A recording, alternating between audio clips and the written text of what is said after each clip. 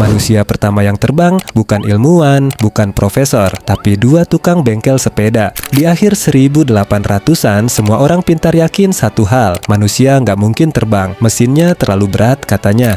Tapi dua bersaudara ini tiap hari cuma bongkar pasang sepeda. Mereka gagal berkali-kali, jatuh berkali-kali, bahkan sering diketawain.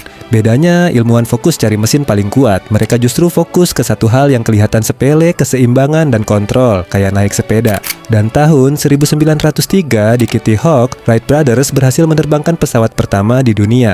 Pelajarannya simple, yang bikin dunia berubah bukan selalu orang paling pinter, tapi orang yang mikirnya beda dari kebanyakan. Kalau kamu suka kisah singkat tapi mind blowing kayak gini, subscribe biar nggak ketinggalan cerita berikutnya.